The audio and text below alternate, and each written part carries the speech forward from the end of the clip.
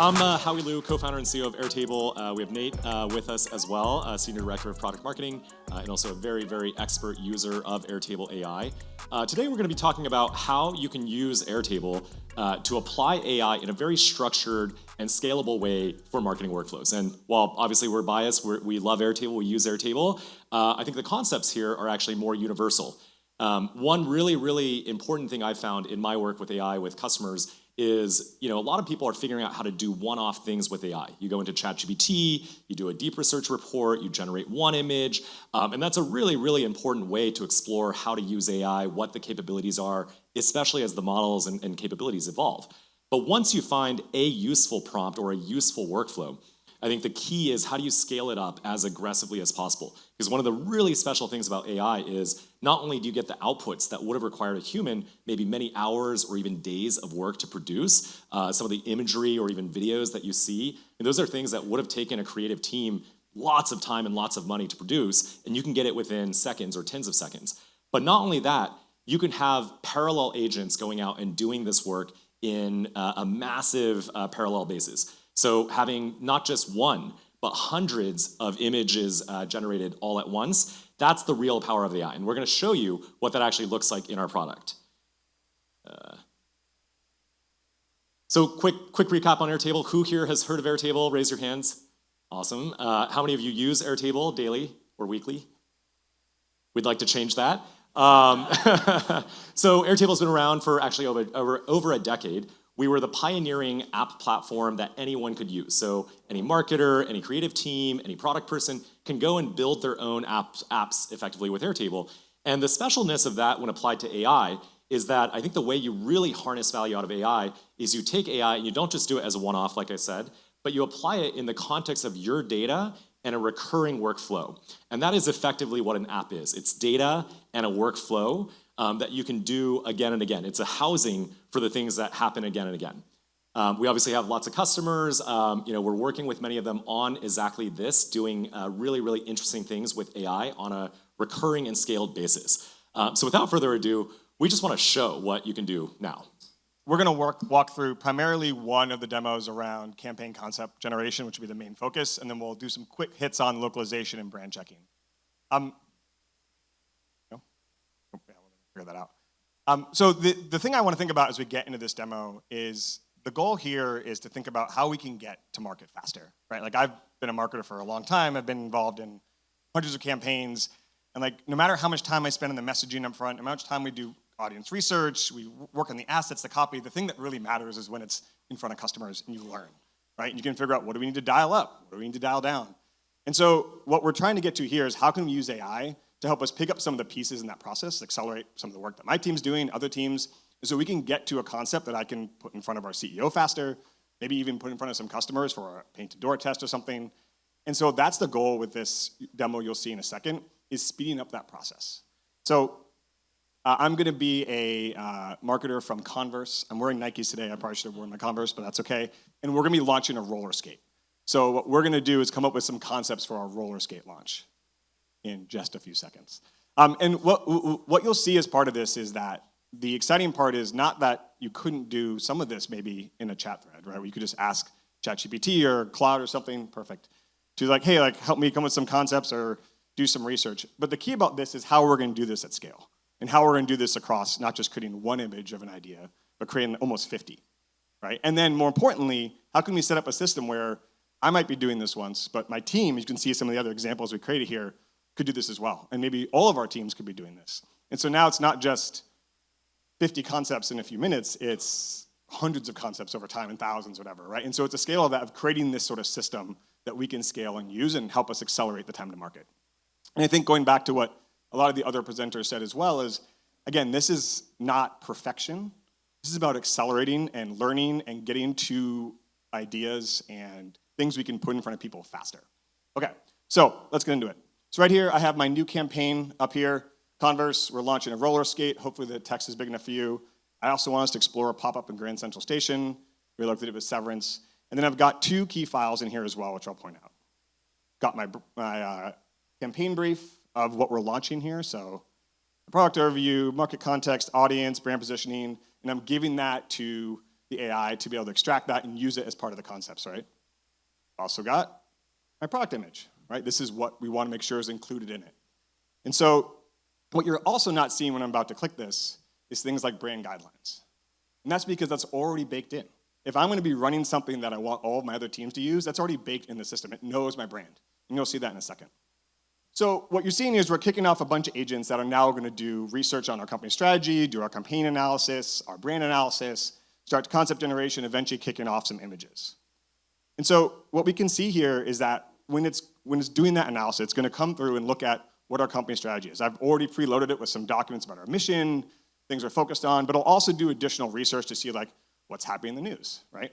And so that allows us, so when we actually get to the concepts and the ideas, it's not just in a vacuum. And so here I'll pull out like what our major products are, our customers, our market. And so I've given a ton of context to this AI about what I want to go create. Next thing is on that campaign brief. You saw that before. And so here's the extracted version of that. Same thing here where it's pulling out the objectives and everything. And so now it's combining both the company strategy, the objectives for this campaign, and there's one final piece that we're missing. Remember? Brand guidelines. And so this is where we've now preloaded our brand style guidelines in here. These are just kind of made up, but you can sort of see it's all preloaded in here, and that's being analyzed as well as some images of what we've used in some of our ad campaigns before. And the same thing here is we can actually have the app go and pull these down from the internet themselves and do that analysis. And so now what you have is this agent that's analyzed both our guidelines and pictures and other imagery we've had and created essentially instructions for when we're creating these concepts, what it needs to follow. Right? So again, going back to the scale of this, like, yes, you could one-on-one, like one by one, do this in a chat, but now I can do this across multiple campaigns in a day, multiple ideas, and you can see the scale of where this is all baked in of what you can start to do across your teams. Okay, who's ready to see some of the concepts we came up with? Ooh. All right, so there are 3 that I had it create. I could have said 10, but at some point there's just so many.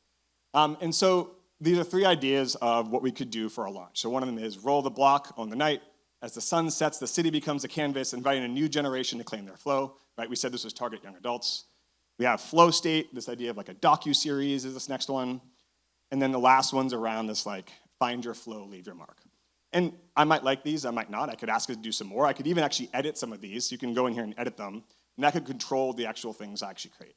But the goal here is not that, again, these are the ones I'm necessarily going to go to market with. The goal is that this is the place that I can start to have some real conversations. But the problem here with just this is it's still just text. And how often have you argued over text and ideas with other stakeholder people in your company and not actually gotten to a real decision? Right? Like for me, it's all the time until now.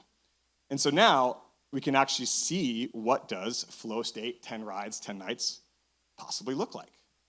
Right? And so now we're not just arguing over like, oh, I don't like that word in the concept or the messaging seems kind of off. Like, can we see this, what this might appear in real life? So if we want to see what an Instagram ad might look like, that comes up. We could see a potential Subway takeover, right? And again, like these probably need some more work. These are not done. Like this is, for me as a marketer, this is a great way for me to start to have a really powerful conversation with my creatives. Say, hey, here's what's in my head. Here's what I'm thinking about. Help me bring this to life. Like help me if you're going missing. Tell me what's great and what's bad, right? And so this is a way for us to accelerate that as well. Let's go find my Grand Central Station version, okay? Something here where we take over this, like a shoe store and some lines in there as well, like skating inside there. And then what we could even do is if we want to be extra bold and something that we're starting to encourage ourselves to do is actually take some version of this and start to get real customer feedback on it, right? Because that's the true test, is are you onto something if you start to get insights or signal that you're going there. And so let's look at a potential thing we could do for TikTok, right? And we like this. Okay, this seems interesting. We want to try this. Can we get some different versions? If I click into it, I can generate some variants. And now in the same idea that I liked in this concept, we could actually look at some alternatives and put some of these in front of customers, either in a focus group type setting or even through something like a painted door test or like a small ad campaign. And so right there is just 3 variants of one of the tactics that we like. And so you can see how, as you get deeper and deeper, you can get more focused into something that might excite you or something you want to get some feedback on. And as well as part of that, we're also getting alternatives to the copy and things we could put down there as well. So that's the exciting part of campaign concept generation is that we can do this across This was just three concepts. You can do this across all these different campaigns that you have here. And you get, so this is like, I have 12 concepts for each, so at like 36. So this is basically like 50 ideas of how we could potentially launch this new roller skate. And again, like, these are not meant to be things that are perfect yet, right? These are meant to be starting places where we can have some conversations, start to ignite some excitement, and get some focus areas and move fast.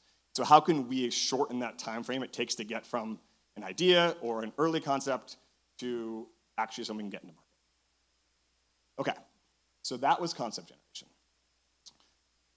All right, so let me show you another one is around actually localization. And this similar concept of localization is that, again, how can we accelerate our time to market, right? How can we use these things at scale where we can start to say, hey, this is working in New York, or this is working in some other market, can we bring it to Berlin, or London, or Japan, or Tokyo, right?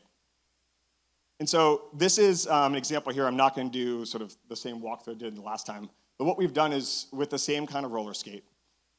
This is our original one. It's obviously set in New York, right? You can see that there. I'll try to click on it, actually. And so what we can do is we can take this, and part of what we can do, again, at scale, right? This isn't just a one-off. We could do this across 50 images, is then get some different versions of these that are localized. So I don't speak Japanese, so I can't promise all this, but you can see here that the language has changed and the setting has changed. And we can see that for other ones as well. And even here and this is Berlin, it's using the background of Berlin. Now, I didn't go edit these. This was just instructions put into the AI, where you can take that core image, have it automatically change both the text, translate it, actually transcreate it, and then also swap out the backgrounds and make it more relatable to the location that you're actually trying to create that excitement. And so that's, again, another example here where, like, this is about accelerating that time to market. How can we take something that's working and dial it up and get to market faster as a team? Okay, last one here. And I didn't end up using the roller skate example for this, so pardon me. So the other thing of, like, getting speed to market is, like, what are some other bottlenecks we face as well? Is that if you're working with lots of different teams, imagery and stuff is coming from all different places, and you want to make sure that it's aligned to your brand, right? That has to be the first stop. And so how can we also use AI to test for that and make sure we figure out where things, when they're not aligned, are getting flagged, and we have instructions for how to fix it. And so what we can see here is imagine there's like an energy company that we're working for, and what it's doing is we've already uploaded our brand guidelines, the rules about the logo placement, what we're allowed to say, compliance things, all that is loaded into the system, and it can go look through these images and tell us, sorry, the Wi-Fi here, different reasons of why it's not working or why it is working. And if we go on this first one, it will tell us exactly what is missing and what's not working, and I believe we have one down here. This is a regenerated version that's more on our brand, right? We want it to be like more energy, more in the face. And so that's the exciting version that we could actually even say, hey, what the first one isn't right, let's get to something more like this. And again, not necessarily perfect, but it at least gives direction to the person who might have created that to say, hey, here's some ideas of what we could do to put it more on brand. So those are 3 examples. I hope you enjoyed those. These are super fun for us. And I think the takeaway for me here is that, again, it's not about nailing perfection on the first time. It's about how can we start to scale this, right? I think it's the one-off AI use cases that you go, yeah, that's pretty cool. It's kind of nice, but, like, it doesn't sort of fit for me. It's when you start to do this across all of your teams, across all your campaigns, across all your localization, where you start to say, wait a minute, now this changes the way I can think about my job, right? And what my role is and where I can focus my time. Because if we can move some of that scale to the AI or to the software, that's where it gets super exciting. So, yeah, that's it. Thanks so much.